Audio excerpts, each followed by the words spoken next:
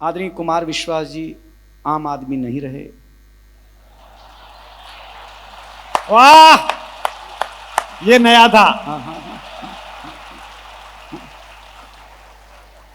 अब एक खासम खास हो गए हैं। गर्व अगली बात पर है, कवि होने का भी, कि माननीय प्रधानमंत्री, माननीय गृह मंत्री, रक्षा मंत्री किसी राजनीतिक पार्टी से संबंधित किसी के यहाँ बेटी की शादी में जाएं, ये कोई बड़ी बात नहीं है। कभी उनसे गठबंधन ले सकता है, हाँ, जरूरत की चीज बन सकती है। लेकिन जब कोई प्रधानमंत्री, कोई गृह मंत्री, रक्षा मंत्री किसी कवि की शादी में आ जाए तो ये मानकर चलना कि उनके अंदर संवेदना अभी भी बची हुई है। साधु संत क्या क्या शादी हुई है, मतलब क्या बताऊं। इन्होंने मेरी बेइज्जती की, लेकिन मैं तारीफ ही करूंगा, टेंशन लेना नहीं आप लोग। इनको बताया ये महान कवि हैं, बहन को बताया ये महान कवित्री हैं, इनको बताया ये आगरा से आए हैं। मुझको जो बताया इन्होंने, मैं जानता हूं ऐसा क्यों किया, क्योंकि मेरा चेहरा ध्यान से देखो आप, अरविंद केजरीवाल से मिलता जुलता है।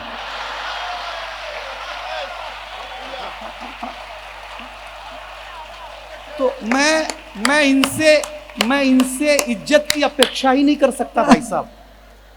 कर सकता हूं क्या? कर ही नहीं सकता। अगली टिप्पणी पर एक एक हाथ खड़ा कर देंगे। अच्छा, हाँ, अमिताभ बच्चन समझ रहे थे खुद को, दिल्ली का अरविंद केजरीवाल खुद को क्या समझ रहे थे? अमिताभ बच्चन। बीजेपी वालों ने रेखा खींच दी।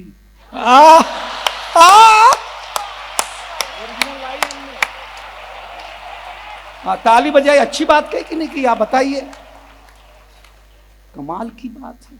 लेकिन एक दावा आप कलकत्ता लूटिए, मां काली का शहर है। दो ही महानायक इस देश में हैं आज की तारीख में, एक अमिताभ बच्चन फिल्मों के महानायक, और एक राजनीति के महानायक नरेंद्र मोदी है ना? और दोनों को बंगालन ने कंट्रोल कर रखा है।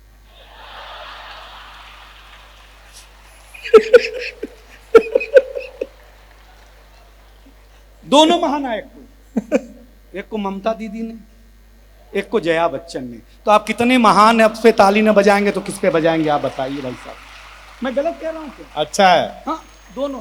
क्या कमाल की बात है भाई साहब। मैं तो कलकत्ता आता हूं ना, मैं खुश हो जाता हूं, मैं इसमें कोई डाउट ही नहीं। दो अब देखिए जी, यहाँ दो ही प्रकार के लोग बैठे हैं, जो कुंभ में गए थे और ये को वाले जो नहीं गए थे। बराबर ना? यही प्रजाति पड़ी है, और कोई बचा ही नहीं कुंभ में। जो पैदा नहीं हुए वो भी कुंभ नहा के आए भाई साहब। आंकड़ा ही ऐसा दे रही है सरकार, इतने करोड़ आ गए, इतने करोड़ आ गए, इतने करोड़ आ गए। नेता इतने गए कुंभ में नहाने, इतने नेता गए, इससे कंफर्म हुआ कि पाप सबसे ज्यादा आज की तारीख में अगर कोई कर रहा है तो नेता। हमारी वित्त मंत्री चली गई नहाने, आदरणीय निर्मला सीता जी रमन गई नहाने। उसके बाद ही शेयर मार्केट का जो हाल हुआ,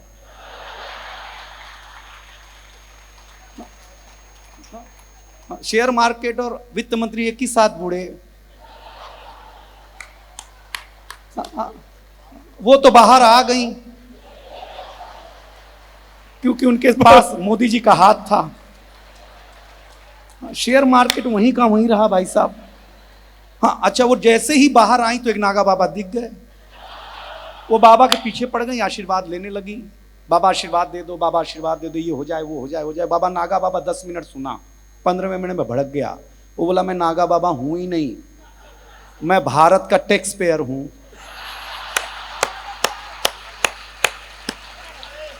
तालियां अच्छी देंगे, मैं अच्छा सुनाऊंगा भाई साहब। वाह, बहुत अच्छे। जीएसटी देते देते ये हालत में आ गए हैं हम। गलत बता रहे हैं आपको क्या? कमाल का। अच्छा, हम कोई पाप करते हैं तो इलाहाबाद नहाने जाते हैं।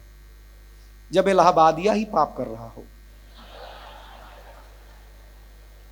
समझ गए ना आप लोग? हाँ, तो कहाँ नहाने जाएगा भाई साहब? लेकिन बहुत अच्छा है, आप कहने के बाद भी ताली। 50 साल में आपने कुछ नहीं सीखा, जब आप कहने के बाद भी ताली बजाते हैं तो रामलाल वाला चुटकुला 80 साल और चलेगा।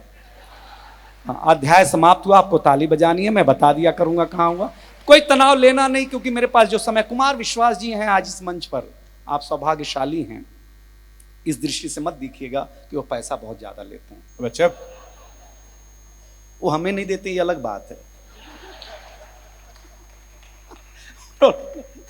लेकिन आनंद लीजिएगा। मैं एक टिप्पणी कर दूं, यहाँ महनी लोग हैं जो हमें बार बार सुनते हैं, देखिए कोई बड़ी बात नहीं है, जो कुछ हुआ देश में, जो कुछ चल रहा है, हम भैया ऐसा हाथ हिला दें टाटा के लिए बाय बाय, तो लोग कांग्रेसी समझ लेता है।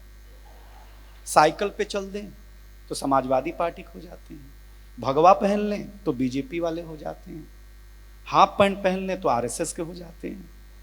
गलत कह रहे हैं हम। झाड़ू खरीद के घर ले जाएं तो केजरीवाल की पार्टी हो जाते हैं। बस निवेदन इतना सा है कि इस दृष्टि से न देखा जाए, हमें अगर देखा जाए तो सिर्फ तिरंगे की दृष्टि से देखा जाए, तो हिंदुस्तान बचेगा।